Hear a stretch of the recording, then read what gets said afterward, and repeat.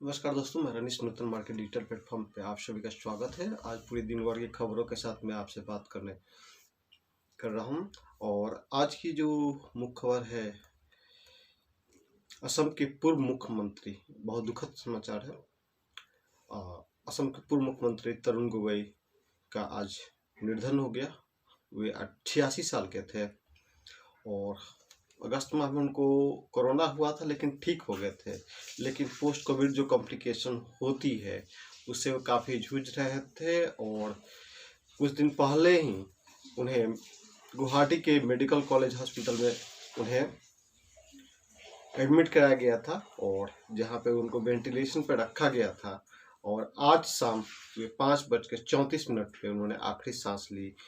वैसे वो असम में 3 बार मुख्यमंत्री रह चुके हैं। नूतन मार्ग परिवार तरुण गोगोई जी को श्रद्धासुमन अर्पित करते हुए उन्हें सशक्त नमन करता है। और उसके बाद मैं आप सबसे पूरे दिन भर की खबरों के साथ मैं बात करूंगा। और सबसे बड़ी बात है ये है कि यूपी के कानपुर में एक बड़ा हादसा हुआ है। कुली बाजार इलाके में बिल्डिंग गिर गई है और झारखंड से जा रहे हैं मालवाहक जहाज के साथ हादसा हुआ है, जिसमें 8 ट्रकें डूब गई है। और आदिवासी के संग शाह भोजन करना और 5 सितारा होटल में खाना बना है, ये सब वे हमारे पश्चिम बंगाल के मुख्यमंत्री ममता बनर्जी जी कह रही हैं कि आदिवासी के संग जो भोजन कर रहे हैं वो एक जस्ट दिखावा है। 5 स्टार होटल से खाना बन के जाता है और वो लोग ग्रहण करते हैं। और एक साथ से ये है कि कोरोना के दूसरी लहर को लेकर के काफ़ी ज़्यादा ये है कि कोरोना की दूसरी लहर आ गई है। और अभी जो दिल्ली में आएंगे वो महाराष्ट्र में एंट्री से पहले दिल्ली, राजस्थान, गोवा और गुजरात से जो भी जाएंगे महाराष्ट्र में, उनको अपना कोविड निगेटिव रिपोर्ट दिखानी होगी। और जो 22 नवंबर को महाराष्ट्र में जो ये है कि 557 से 53 केस आए और जिसमें से 4060 केस ठीक हुए और 50 लोगों की मौत हुई, जो 22 का है रिपोर्ट है ये। और ऑक्सफोर्ड के जो कोविडशील्ड वैक्सीन है सर, उसमें कभी कहा जाता है 70% ठीक है, कभी रिपोर्ट आती है कि 90% तक असरदार है। और ये डोज लगभग तैयार हो गया है और फरवरी के माह तक लगभग 10 करोड़ डोज तैयार हो जाएगा और मार्केट में आ जाएंगे। और भारत के भी 2 जो वैक्सीनेशन है, भारत बायोटेक और, तो वो तीसरे चरण की अनुमति दी जा रही है और वो भी फरवरी के लास्ट या मार्च के फर्स्ट वीक तक आ जाएंगी। वो हमारे जो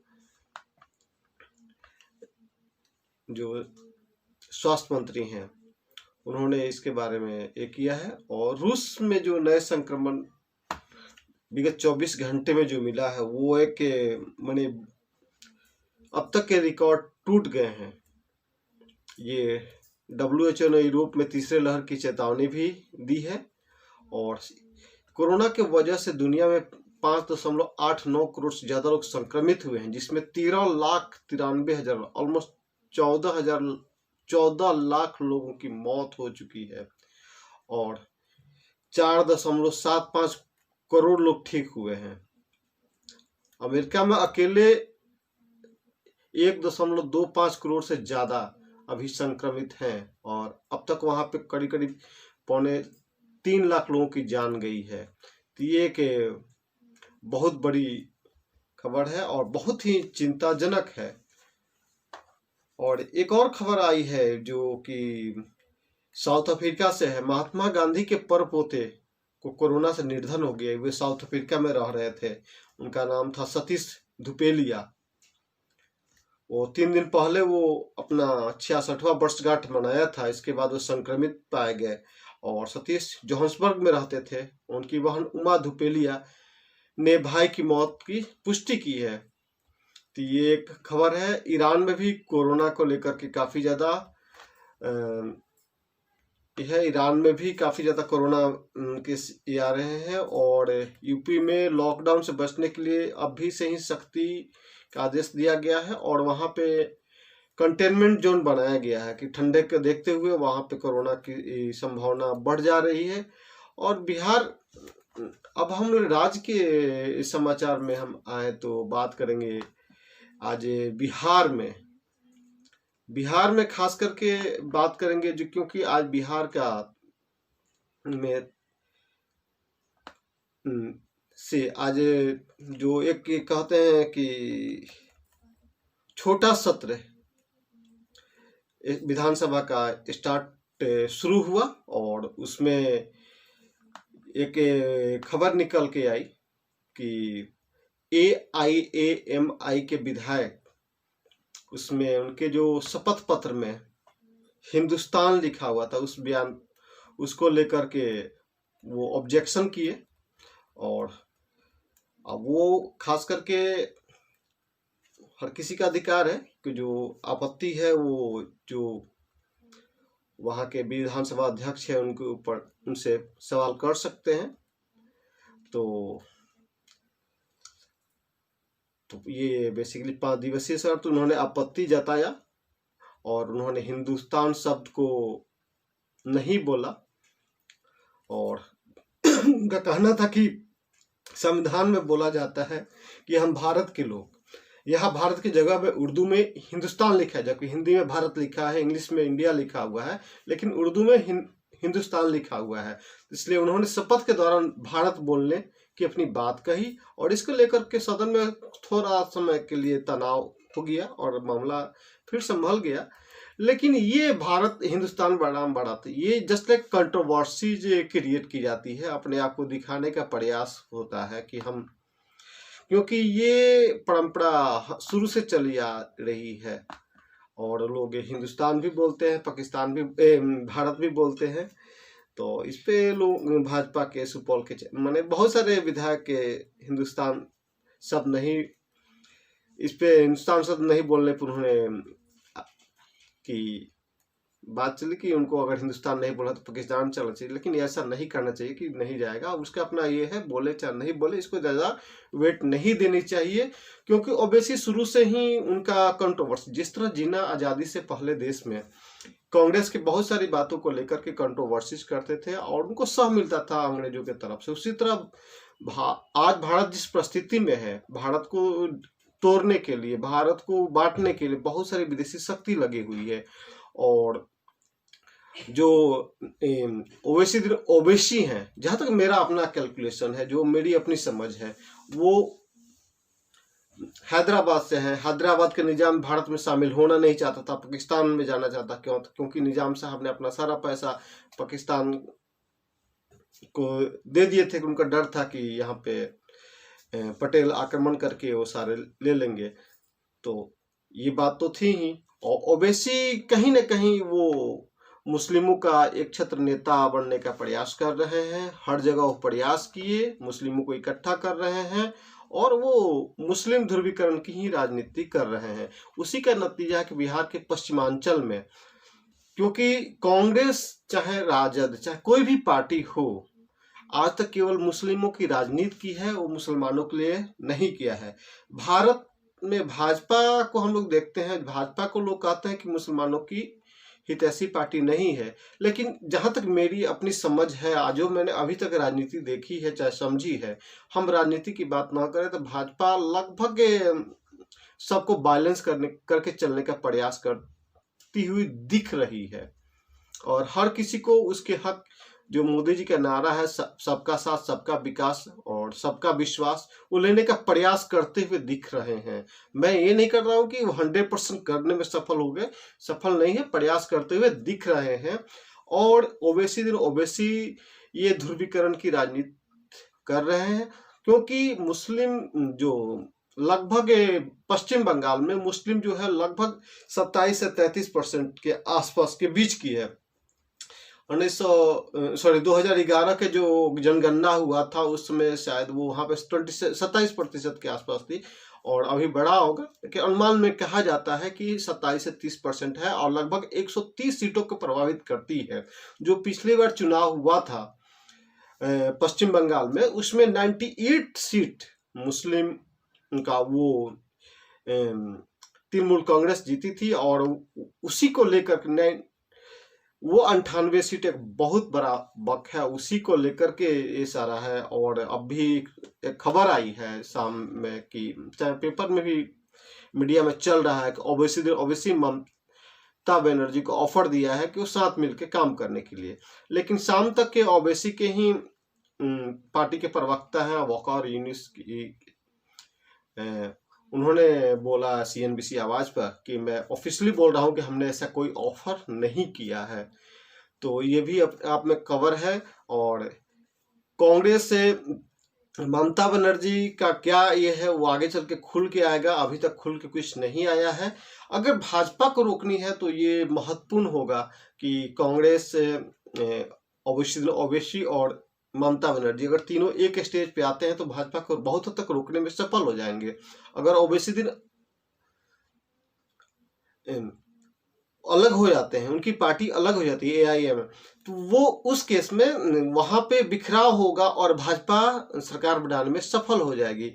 अब ओवैसी क्या सोचते हैं, क्या उनकी प्लानिंग है कि या एक बार भाजपा को ला करके अपने आप को लॉन्ग टर्म की राजनीति करना चाहते हैं कि शॉर्ट टर्म में गठबंधन की राजनीति करके और वहां से भाजपा को अलग रखना चाहते हैं। ओवैसी कांग्रेस के साथ रह चुकी है, काम कर चुकी है, ये भी आरोप लगा कि भाजपा के साथ ममता बनर्जी भी रह चुकी हैं। ये बिल्कुल सत्य है कि ममता बनर्जी रही हैं, और असुद्दीन ओवैसी जो की पार्टी AIM जो है वो 2020 के जो बिहार में 5 सीटें जीती है, तो इस जीत से वो उत्साहित हैं कि जो ये क्षेत्र था वहां पे ऑलमोस्ट 60% टू 65% जो 60 से 65% आबादी जो है मुसलमानों की थी, और मुस्लिम ध्रुवीकरण करके ही वो जीता है गया है। और बहुत सारे सीटें जो भाजपा वहां जीती है, तो वहां बहुत हद तक इसी का परिणाम रहा है कि जहां ओवैसी ने वोट को काटा है, और इसकी वजह से राजद या कांग्रेस के प्रत्याशी वहां से हारे हैं। तो ये रहा आज की जो बिहार की जो है तो मैं कुल मिला के यही कहूंगा कि ये जो ओवैसी के पार्टी के जो विधायक हैं, जो उन्होंने बिहार विधानसभा के शपथ ग्रहण में जो उन्होंने ये बात कही, वो आपत्तिजनक जरूर है, लेकिन उनकी ये है, उनको अपनी बात रखने का हक है। लेकिन इस तरह का कंट्रोवर्सी नहीं करना चाहिए भारत जैसे विविधता वाले देश में। ये भारत को डिवाइड करने की बात है, भारत की तोड़ने की बात है।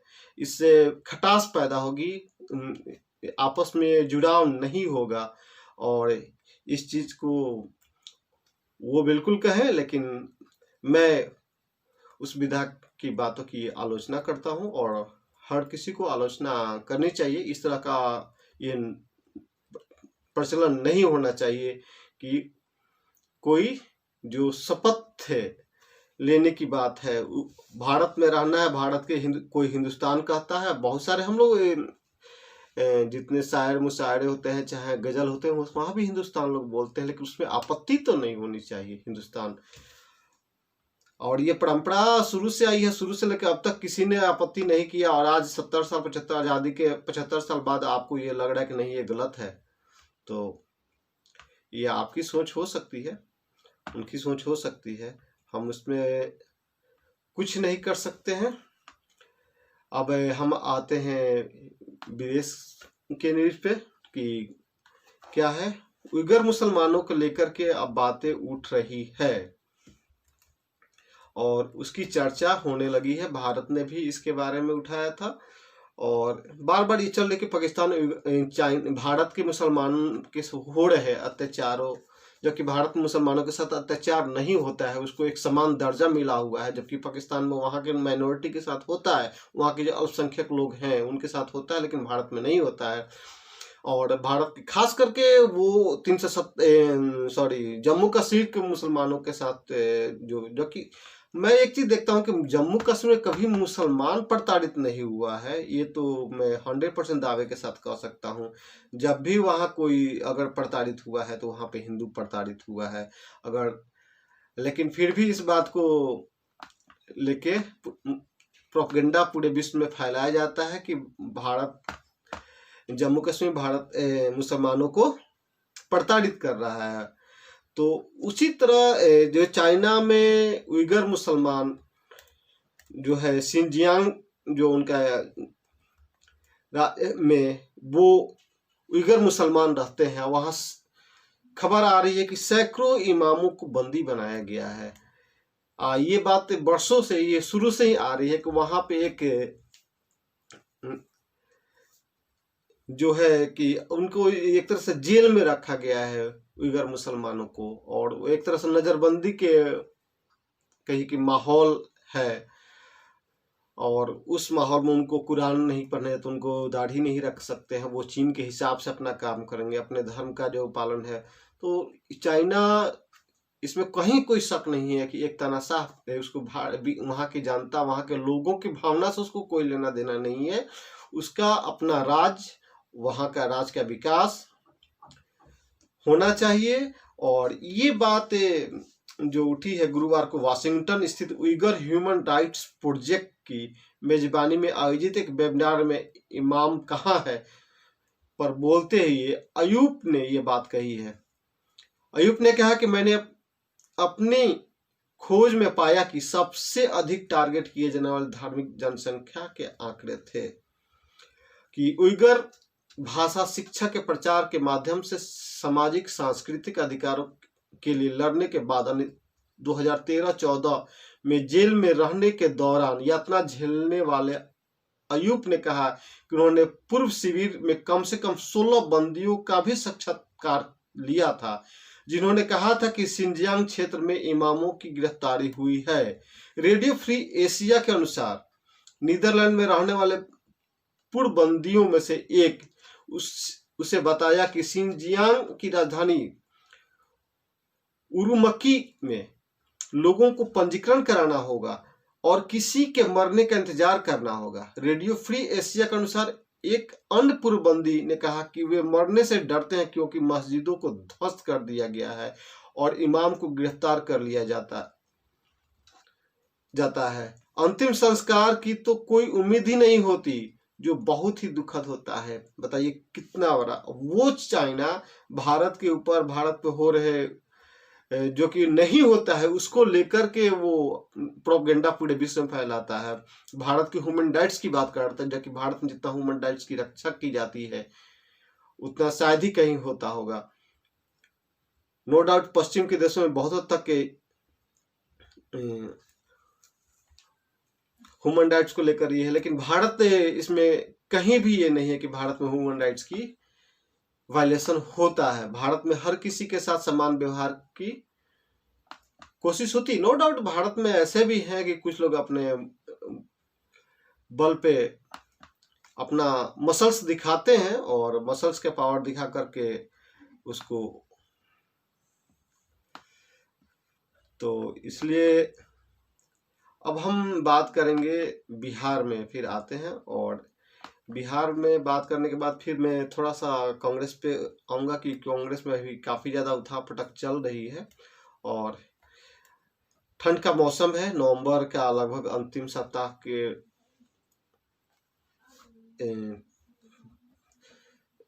में एंटर कर रहे हैं और पटना में एक दिन में 6 डिग्री के आसपास टेम्परेचर गिर गया है और अगले 48 घंटे में वहां की टेम्परेचर और बढ़ सकती है। कड़ाके की ठंड की संभावना है और पहाड़ी क्षेत्रों में बर्फबारी की भी संभावना है।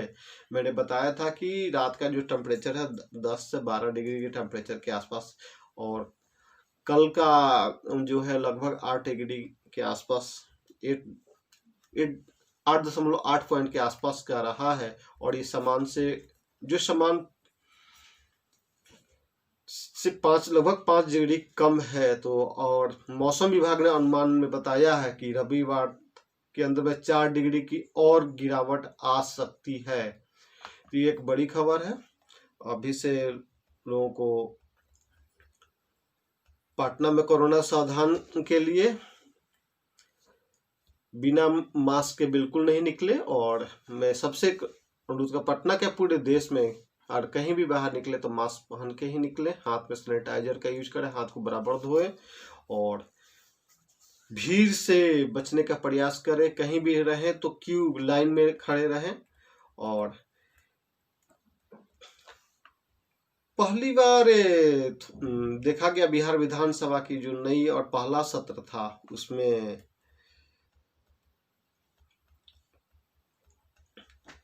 आपको जीतन राम प्रोटम जो अध्यक्ष होते हैं वो आपके जीतन राम मांझी को बनाया गया। और पहले ही सत्र में एक चीज और भी देखने को मिली, बहुत ही ये है कि तारकिशोर प्रसाद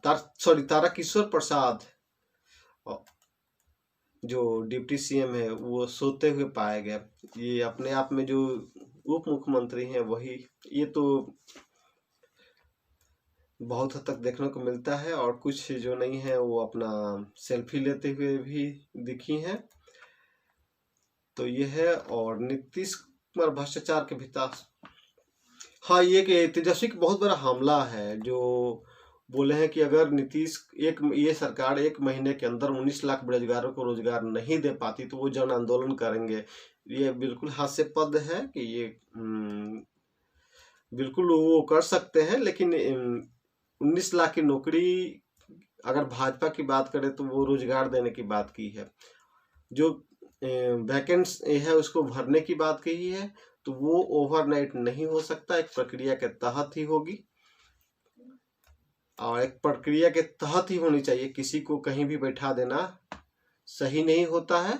एक योग्य व्यक्ति को ही योग्य स्थान मिलना चाहिए, ये हम लोगों की बात है। और उनको बिल्कुल आंदोलन करने की हक है। और विपक्ष इसीलिए होता है कि वो अपनी बात को रखे और जनता की जो कमी है, जनता को जो दर्द है, जनता के दर्द को समझे और उसकी बात को उठाए, तभी तो आगे चल के जनता उनको समय देगी। अब मैं खबर लूंगा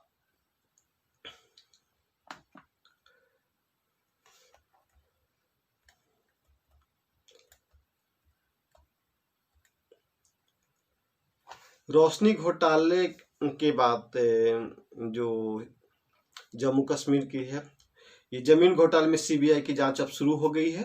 और जम्मू कश्मीर हाईकोर्ट ने रद्द किया था सरकारी जमीन कब्जाने वाला जो कानून था रोशनी एक्ट, उसको उसने रद्द किया था। और उसकी आज सीबीआई में जांच शुरू कर दी है। और सरकार की ढिलाई पर सुप्रीम कोर्ट, एक से देखिए, कार्यपालिका और न्यायपालिका हम विगत 15-20 सालों से देख रहा हूँ काफी एक्टिवली वर्क कर रही है। और न्यायपालिका काम करते हुए दिख रही है, कार्यपालिका उस एफिशिएंसी के साथ काम नहीं कर पा रही है और उसके ऊपर बहुत सारे सवाल उठ रहे हैं। तो यह चिंताजनक है। और कि जजों ने, खासकर सुप्रीम कोर्ट ने सख्त कहा, जजों ने कहा कि देश की हालात बदतर हो सकते हैं। गुजरात का हाल तो दिल्ली और महाराष्ट्र से भी बुरा है, खासकर ये कोरोना को लेकर के उन्होंने बात कही है। तो इस बात को सरकार को समझनी चाहिए और समय पर अपना कदम उठाना चाहिए।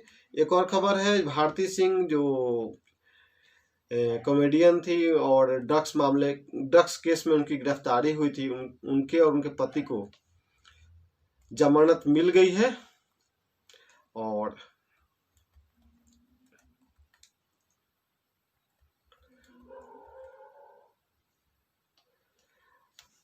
गुजरात में आजकल शादियों का सीजन है तो वहां नाइट कर्फ्यू अब लग गई है और ज्यादा लोगों को शादी भीड़ में नहीं आने को, भीड़ ज्यादा इकट्ठा करने पे रोक लगा दी गई है। और बिहार विधानसभा के जो पहला शब्द था, कमल के डिजाइन वाली मिथिला पाग में पहने हुए एमएलए विंटेज लुक कार में आए पूर्व मंत्री। तो ये एक नमूने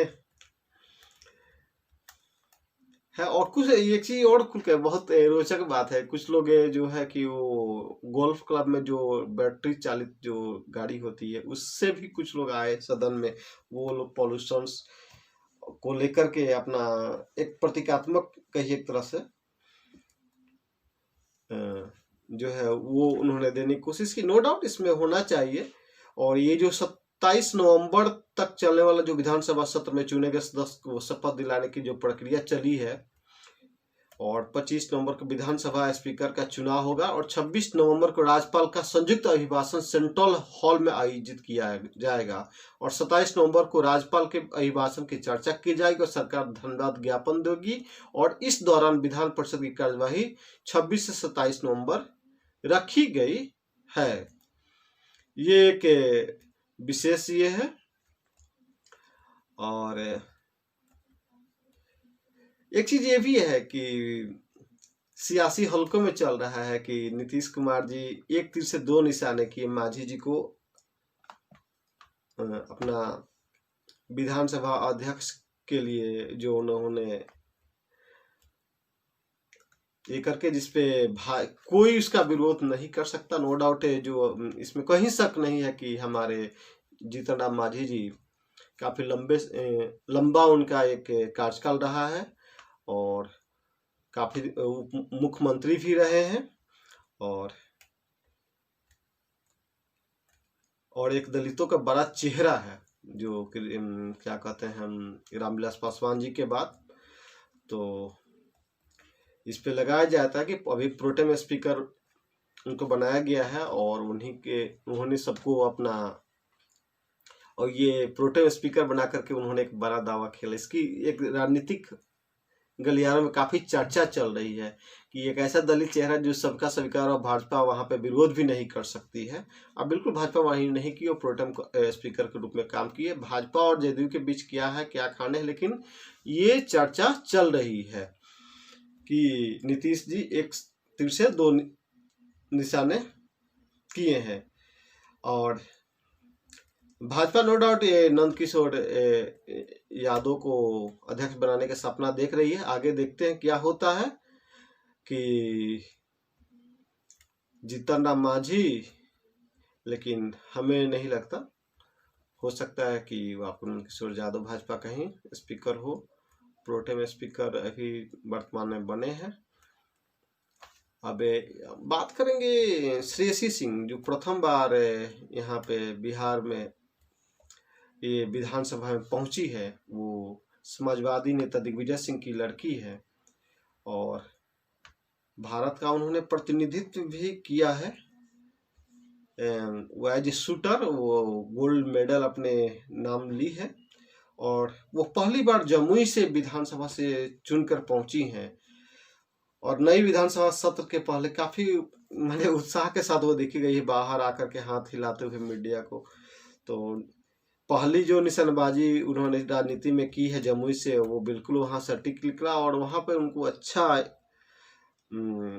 मत प्रतिशत मत अंतर से वो जीती हैं। और उन्होंने बोला है कि जिस तरह मैं निशानेबाजी में देश का नाम रोशन किया, उससे दुगनी ऊर्जा से राजनीति में काम करूंगी और जनता की उम्मीदों पर खरा उतरने का प्रयास करूंगी।